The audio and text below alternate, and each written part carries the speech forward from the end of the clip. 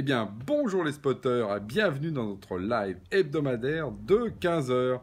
Et aujourd'hui, je voudrais partager avec vous une expérience qui m'a vraiment marqué, une expérience des neurosciences qui vient raconter une histoire autour des réseaux sociaux et du collectif.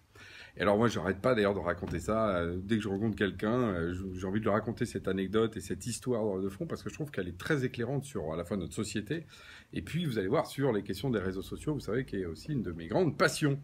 Alors, où est-ce que j'ai eu la chance d'écouter cette expérience? En fait, c'est qu'on a organisé, nous, les Jamspot Day, là où on a fait une journée complète avec nos clients.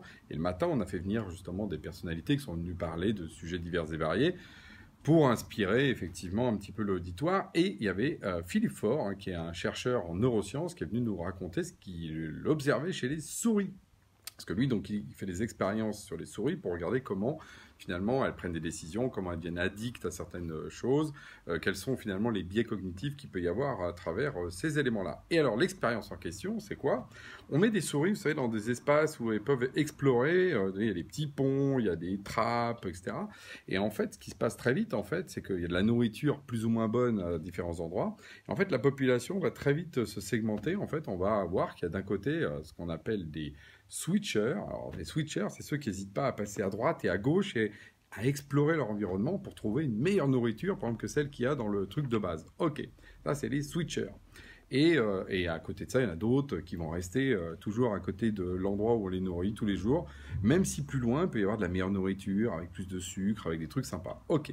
Bon, là, c'est très classique. On voit en fait ce qu'on retrouve. Et je fais le parallèle avec les réseaux sociaux ou les outils collaboratifs, on va retrouver ce qu'on appelle les ambassadeurs, les leaders, les early adopters, enfin, on les appelle comme on veut, c'est ces gens qui, à un moment donné, face à la situation d'habitude, par exemple, plutôt que de faire tout dans le mail, tout d'un coup, ils vont aller dans un nouveau espace, ils vont explorer, c'est les switchers, et on a besoin des switchers.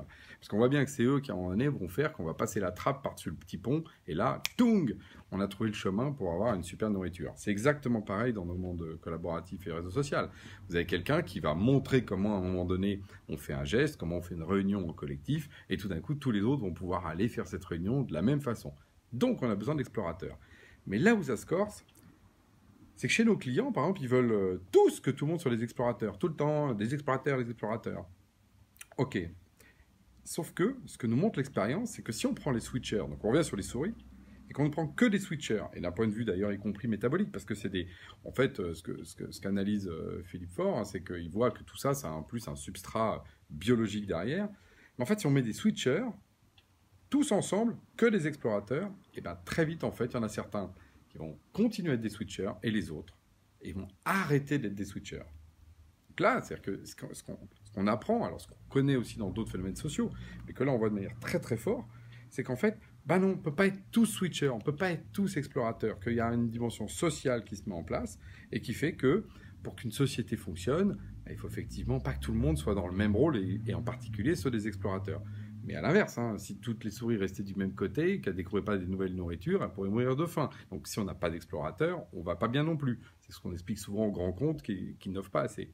Bon, mais cette expérience, elle est, à mon avis, très très très importante à comprendre. C'est que ma grand-mère disait, c'est le mieux, c'est l'ennemi du bien. C'est-à-dire que dans nos réseaux sociaux, dans vos outils collaboratifs, dans votre fonctionnement d'équipe, si vous attendez que tout le monde soit un explorateur, tout le monde soit un ambassadeur au taquet avec les outils numériques, etc., vous faites une grave erreur parce qu'en fait, le corps social ne va pas être capable finalement de bien fonctionner. Le corps social, il a besoin de fonctionner en ayant justement un équilibre et un mélange. Et c'est ça qu'il faut viser dans nos outils collaboratifs. C'est ça, moi, je trouve, la force ce que la nature, ou en tout cas l'équilibre naturel, en tout cas imaginé, nous apprend, c'est qu'il faut fonctionner comme ça pour justement être le plus équilibré possible. Alors ça veut dire qu'après, on va dire, ah bah oui, il y a des explorateurs, d'autres qui ne le sont pas. Non. Ce que montre aussi l'expérience, c'est que justement, des switchers qui l'étaient génétiquement ou avec un cerveau prédestiné à ça, peuvent arrêter d'être switchers. Et d'autres qui ne sont pas switchers, si on prend que des non-switchers, ils peuvent redevenir switchers. Ça veut dire qu'en fait, il y a une adaptation et donc le fait de changer de rôle. C'est un deuxième sujet d'ailleurs de cette journée là qu'on avait, c'est vraiment l'idée qu'il ne faut pas être figé dans nos postures. Ce dont vous avez besoin dans vos équipes, ce dont vous avez besoin dans vos organisations, c'est suffisamment d'ambassadeurs, moi je cite souvent le terme de 3 à 5% de la population, qui vont emmener vers du nouveau.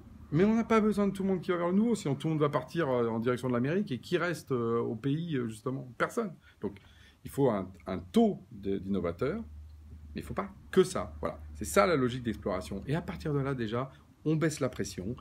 On s'aperçoit qu'en fait, une organisation avec des gens qui avancent et d'autres qui sont plutôt à suivre et qui ensuite vont répliquer le modèle, c'est très bien. Et je peux vous dire que ça décrispe et ça désangoisse nos porteurs de réseau qui disent « Ah là là, je n'ai pas tout le monde qui est au taquet sur le réseau. » C'est pas grave. Socialement, justement, il faut ce mélange. Donc, je vous laisse en tout cas d'ici là explorer votre environnement, pas comme des souris, mais pas loin, parce que ça fait du bien aussi de découvrir des nouveaux horizons et de voir si par hasard, par-dessus le pont, il n'y a pas quelque chose d'intéressant. Et ce, à la semaine prochaine.